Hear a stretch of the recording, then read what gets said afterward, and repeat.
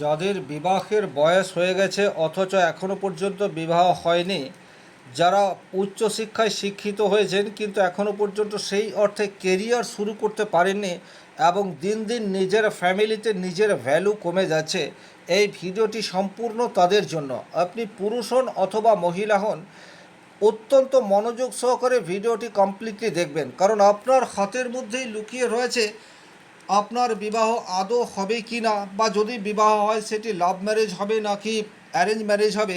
তাছাড়া আপনার কেরিয়ার সেটা কোন বয়সে শুরু হবে, কোন লাইনে গেলে আপনি ভালো কেরিয়ার তৈরি করতে পারেন, এবং সবচেয়ে যেটা ইম্পর্টেন্ট, কোন বয়সে আপনার কেরিয়ার শুরু হবে, এই সমস্ত প্রশ্নের উত্তর আপনার হাতের মধ্যেই লুকিয়ে থাকে। সুতরাং অত্যন্ত মনোযোগ সহকারে ভিডিওটি দেখতে হবে এবং নিজের হাতের সাথে মেলাতে হবে।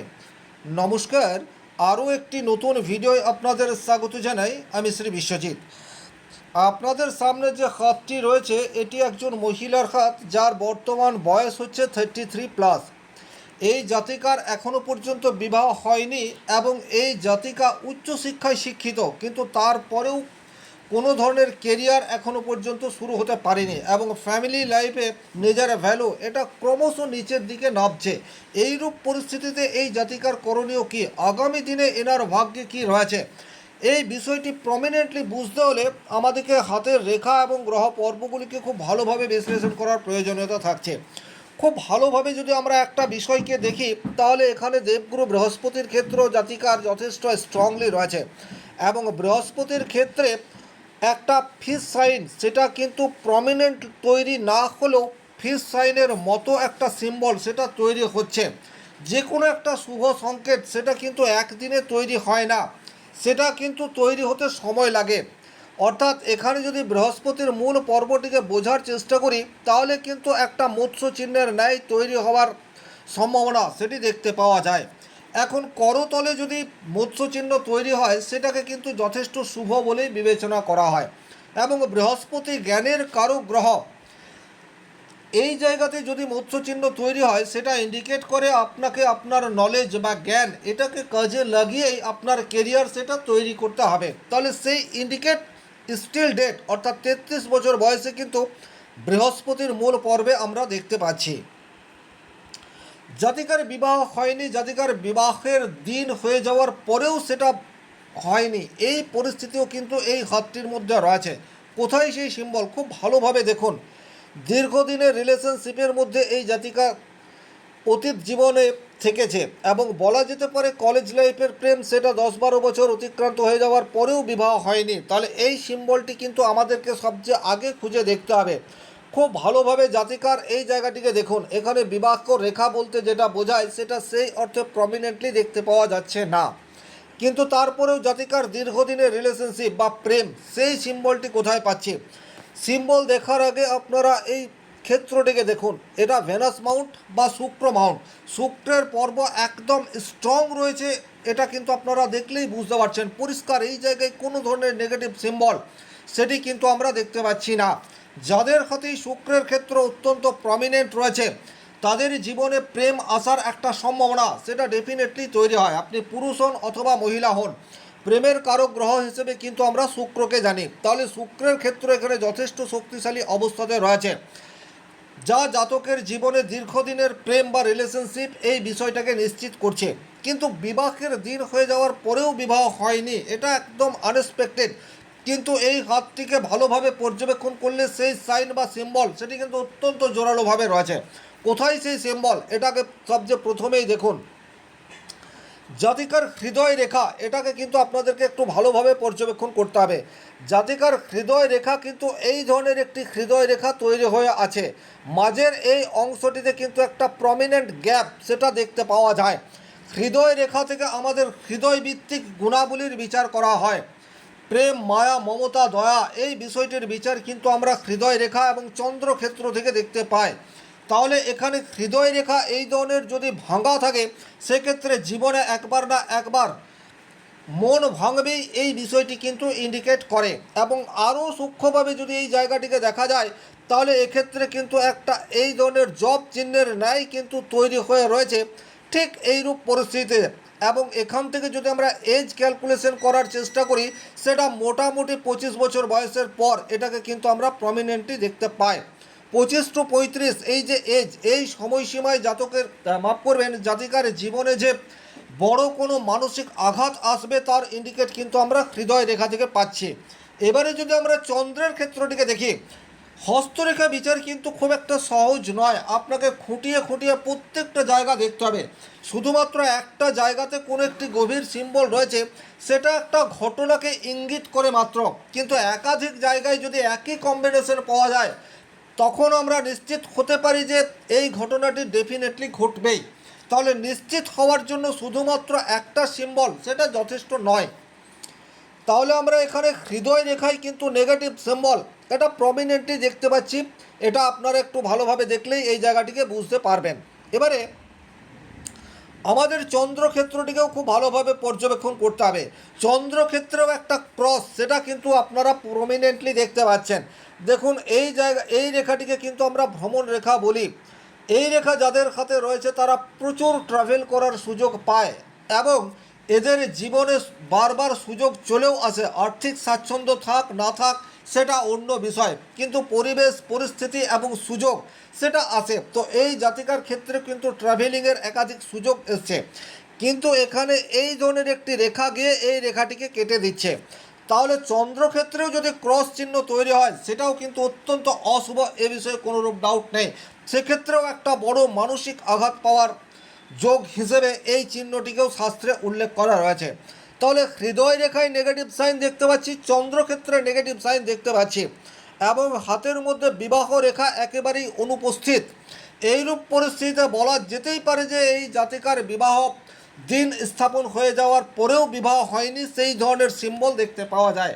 তবে সবচেয়ে জোরালো এবং 100% ইফেক্টিভ যে রেখাটি এই জাতিকার হাতে রয়েছে এবং বিবাহের দিন স্থাপন হয়ে যাওয়ার পরেও বিবাহ হয়নি এই ধরনের ঘটনা ঘটেছে, সেটা হচ্ছে রাহু মঙ্গল যোগ। এই হাতটিকে দেখলেই আপনারা পরিষ্কার বুঝতে পারবেন। এটা হচ্ছে জাতকের আয়ু রেখা, এটা হচ্ছে জাতিকার মস্তিষ্ক রেখা, এটা হচ্ছে জাতিকার হৃদয় রেখা। আর এই যে রেখাটি, এই রেখাটি কিন্তু রাহু মঙ্গল রেখা। তাহলে এই রাহু মঙ্গল রেখা যাদের হাতে রয়েছে, এই রেখা কিন্তু ভীষণ রকম বিপজ্জনক। অনেক ক্ষেত্রে এই রেখা কিন্তু বড় ধরনের অ্যাক্সিডেন্ট এই বিষয়টাকে ইন্ডিকেট করে, এবং অনেক সময় স্বেচ্ছায় বড় ধরনের কোনো অ্যাক্সিডেন্ট জাতক বা জাতিকা নিজেই ক্রিয়েট করে নেয়। এই ধরনের প্রবাবিলিটি সেটাও কিন্তু রাহু মঙ্গল যোগ এই ধরনের এতটা প্রমিনেন্ট থাকলে দেখতে পাওয়া যায়। কিন্তু ঈশ্বরের অসীম কৃপা সেই ধরনের কোনো নেগেটিভ ইম্প্যাক্ট এই জাতিকার ক্ষেত্রে আসেনি। কিন্তু এই যে ঘটনা, অর্থাৎ বিবাহের দিন স্থাপন হয়ে যাওয়ার পরেও বিবাহ হয়নি, এটাও কিন্তু একটা অনেক বড় দুর্যোগ বা অ্যাক্সিডেন্ট, এটা আমরা বলতে পারি।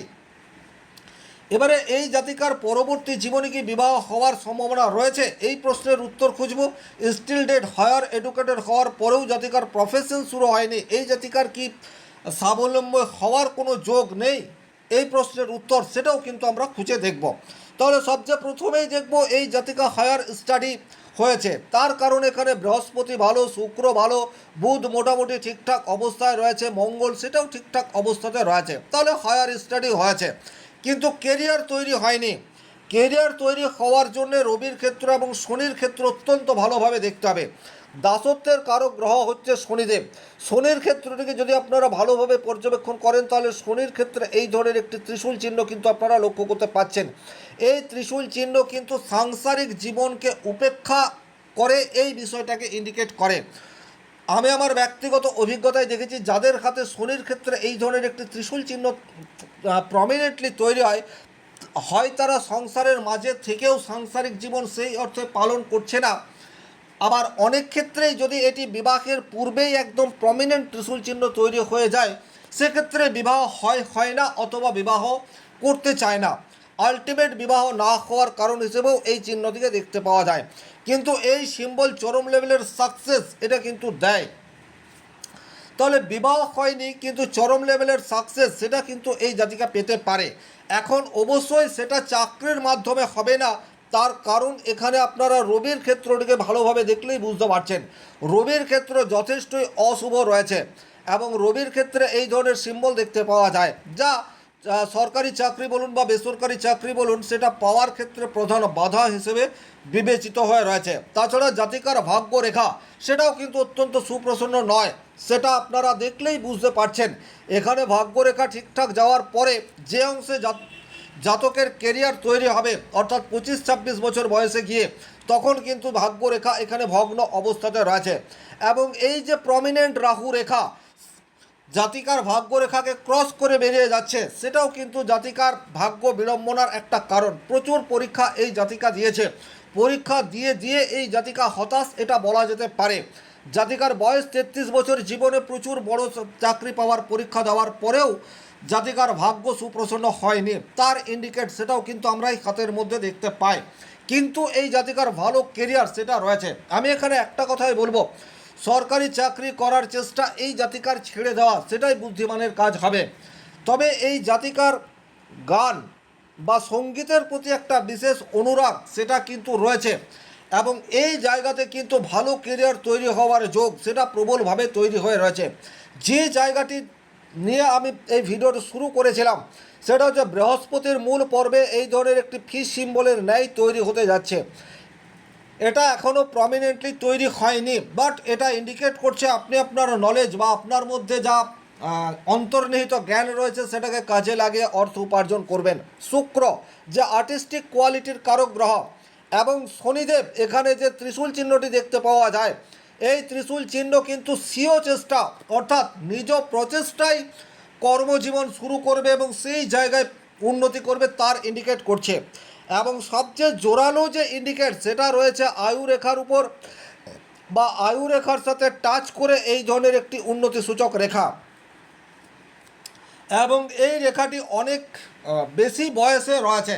তাহলে বলা যেতেই পারে এই জাতিকা কিন্তু সঙ্গীতের মাধ্যমে পপুলারিটি অর্জন করবে, এবং সঙ্গীতকে পাথেয় করে বা নাচ বা গানের কোনো স্কুলের তৈরি করার পর সেই জায়গার থেকে ভালো অর্থ, নেম ফেম, যশ খ্যাতি উপার্জন করবে তার ইন্ডিকেট রয়েছে। যদিও সেটার জন্য বর্তমান সময় অর্থাৎ এই যে 33 এজ অনুকূল নয়, এটার জন্য এই জাতিকাকে আরও 3টে বছর অন্ততপক্ষে ওয়েট করতে হবে। কিন্তু এখন থেকেই জাতিকা যদি নিজের মধ্যে যে কোয়ালিটি রয়েছে সেই কোয়ালিটিকে ইনক্রিজ করে অর্থ উপার্জনের চেষ্টা করেন, সেক্ষেত্রে সাকসেস পাওয়ার প্রবাবিলিটি তীব্র থেকে তীব্রতর রয়েছে, এ বিষয়ে কিন্তু কোনোরূপ ডাউট নেই। তাহলে এই ছিল এই ভিডিওটির মূল আলোচিত বিষয়। ভিডিওটি ভালো লাগলে লাইক করবেন, কোথাও কোনো প্রশ্ন বা সংশয় থাকলে কমেন্ট বক্সে লিখে জানাবেন, আর চ্যানেলে নতুন হয়ে থাকলে সাবস্ক্রাইব করে পাশে থাকা অল নোটিফিকেশন বেল আইকনটি প্রেস করে দিন। ব্যক্তিগতভাবে নিজের জন্মকুণ্ডলী অথবা হস্তরেখা বিচার করতে চাইলে স্ক্রিনে দেওয়া নাম্বারটি সংগ্রহ করে যোগাযোগ করতে পারেন। ভালো থাকুন, সুস্থ থাকুন, ধন্যবাদ।